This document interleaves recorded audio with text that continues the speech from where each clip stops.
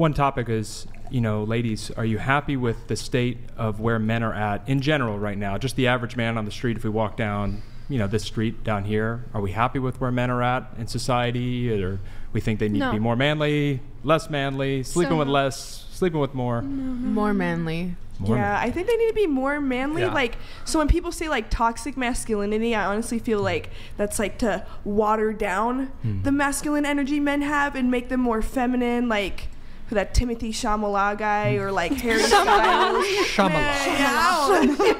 Like, you know, stuff like that. Like, I could never be with a guy like that. Like, I want a guy who can protect me and, you know, just provide. And so, and then like the toxic masculinity, like I feel like they need our feminine energy. What's and toxic masculinity? it's made up to water them down to be feminine. Like, I do not believe in that. I think men need to be more manly, and they don't mean to be want like the toxic yes, we love it. We love it. Okay, Yes. okay, there we go. And then I was going to say, Brian, are you happy on the reverse with where women are at right now? I mean, there's great women out there, but I think there's a trend in both men and women. Men are lacking in masculinity. Women are lacking in femininity. I think there's a lot of degeneracy and you know, I think, you know, you have men addicted to porn. I think then that's something that you guys are on a crusade against, and then or helping men with at least. And you know, women are and also men are, you know, very. I used to play video games, but I think a lot of men are suffering additionally from video game addiction. Maybe that's your next Who knows? thing. Well, you know, I was going to say, because we all have this moral relativism. I can never say that word correctly, but just you have an idea what you think is right. You have an idea. You have an idea. You have an idea. And it's interesting, you know, as we were preparing for this, just going back to what do we believe? You know, where is our morals coming from? You know, we all have this natural law in our heart of we know what's right, we know what's wrong. And when we look back, you know, we said, we got to go to the good book. We open up the Bible and we're looking at things like don't have premarital sex, don't be committing adultery, don't be sexually immoral, threesomes, you name it. And we looked at, why is this the case? You know, why is it we shouldn't be having premarital sex? And it was interesting just writing down, why would God say something like that? And we looked at, don't want to get pregnant before, don't want to have an STD before, don't want to bring shame to the family, don't want to bring something hard into the relationship. And also just especially, and this is my cry to you guys, because I care about you guys, of the whole idea of, you know, you're working with these boyfriends, but who knows who they are, because we don't know the names, we don't have IP addresses, and if there's somebody in their basement and they're saying, hey, I can lock her up and keep her down there, and it's just, it frightens me, and I care about you guys, and so I'm glad we're just getting to be here. I get to say something like that. But just coming back to, where do we all draw our moral standards from? Because Brian's saying 10 women is fine, maybe one, maybe OnlyFans, maybe not OnlyFans, and some people are saying virgin, and where are we drawing these things from? And then bigger than that, is it working for us in society, or maybe should we start looking back to the good book instead?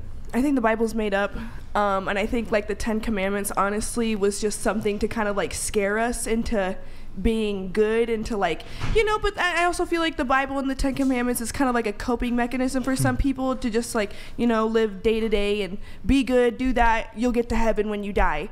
You know, it's kind of just like some assurance, you know, when they die, you know, they feel comfortable. But honestly, like, you know, when you say like premarital sex, I don't agree with that, because it's like, okay, you marry somebody, and what if you guys aren't compatible sexually? So it's like, and then you have to go through a whole divorce and all of that. Well, a couple of things. First, when Beck and I first got married, you know, it took time.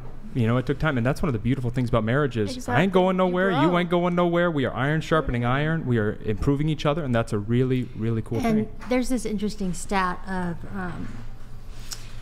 women have a lot more orgasms and sexual satisfaction when they're actually married. There was this crazy stat we read where it was only 11% of women will have an orgasm the first time they hook up with someone. Now, before I met Manny, I definitely struggled in college. I slept around for a time, and yeah, I never had an orgasm with someone. You know, this is something people don't want to talk about. It's just like, oh, even in porn, like there's another stat where only 18% of porn scenes show women having orgasms. Yeah, when the we ones talk I've about- done, they make him fake So, it. but when we talk about like, oh, porn and it's female empowerment, but it's just like, it's not even showcasing women as important enough to get that enjoyment out of having sex, you know? Yeah, it's a big part. Sometimes, like, obviously, you can get pleasure from not coming, and also sometimes it's just like it's a job at the end of the day. Like, it's getting the job done. Like, you know, we're on set for like a long day. You're not going to be like sat there for 20 minutes. I don't know, trying to make yourself. Gosh, I orgasm. want to come back to the Bible thing for just a second, just because that was one thing of coming on and being in front of millions of people potentially like, what do you believe? And looking back at it, it was a very interesting thing. One of them was we have to have objective truth, right? So you can't say my truth is the truth and your truth is the truth and your truth is the truth, because how do you know that to be true? So we have to have some truth. One of the things that atheists have said is that space, time, and matter, bam, the Big Bang. So if there was no space, time, and matter before, something had to be before. So some God, something had to be there before. And then we look at, could a miracle happen? Well, if God could create the world, then he can make miracles. And then you look at Jewish writers who were talking to Jesus and Jesus saying, I'm the Son of God. It would be blasphemous for them to make this up. Just the whole idea of, hey, this guy, he died on a cross, took our sins, rose from the dead, performed all these miracles. It wouldn't make any sense for them to make him up. And I think one of the biggest things for my faith was just when Jesus ascended to heaven, he said, make disciples of all nations. And these guys went all over the world, and they all died crucifixion, eaten, stabbed, crucified upside down. And it's like, why would they have done that if they didn't believe? Now I have my personal faith, and I have evidence of, yeah, I can back that up, and I can look into these things, and archaeologically and historically we can look into it. But going back to the orgasm, because I'm going to be the big expert on that topic, just going back on it quickly. You know, it's interesting, in porn, if you don't have a 14-inch penis and you're someone like me with only a 12-inch, you know, you're considered terrible. I wish, but, well, anyway. But the whole idea is, you know, you are shamed and you're never going to be able to please a woman. And the fact that, what is it, 75% of women can't even have an orgasm? About 70% can't experience an orgasm from penis and vagina sex. And it's interesting because if we just want to have orgasms, if we just want to do that, well, we can all jerk off to porn, we can all grab the vibrator, we can be by ourselves, and we don't need to be by anyone. And that's, you know, coming back to the original point of one of the things with men in this world, 63% of men are single by choice under 30, going, I got my girlfriend right here, I got my everything right here, I got my gambling, I got my weed, I got my alcohol, why do I need to go out and procreate? And it's crazy because we got a 1.6% birth rate right now. I'm doing my job, got our third on the way right now, and so we're trying to keep the earth populated, but it legitimately is a scary thing of this world could go extinct. So that's why when we look at the married men watching porn, we're going, you got to handle these problems. We can't be having more divorces. We can't have more single men saying, I want to stay single, I want to stay with you. Is, you know, I want you guys to make money and be able to survive and do all those things. I don't have a problem with that, but I think the bigger thing is looking at it in a much, much bigger light. And that was Becca and I. We just said, if this could save one marriage, if it could prevent one SA from happening, if it could prevent one self-deletion from happening, then it'd all be worth it. So big rant, big ramble, big all that stuff. But coming back to a way, way bigger point of just that whole concept of if it could save one life, if it could save one marriage, if it could prevent one SA from happening. I mean, literally thinking of that girl, thinking of that boy, you know, because people go down these rabbit holes and they're watching porn and they're turned on, and then all of a sudden they see something scary and these neurons that are firing together, now wiring together, and they see a woman get hit and they're like, why do I have a boner right now after watching that woman get slapped? And there's a crazy stat, 20.7% of straight men have viewed gay porn in the last 6 months. And so you look at that, and I talk to these men all the time, and they're like, I watch this. I'm like, I don't even know what this stuff is. And they're like, it's like Andy in The Office, like, am I gay? And I'm like, dude, no, your brain has been There's hijacked. a big reason for that, though. So I also went to school for psychology, and one of the things that we studied was porn addiction or corn addiction and things like that.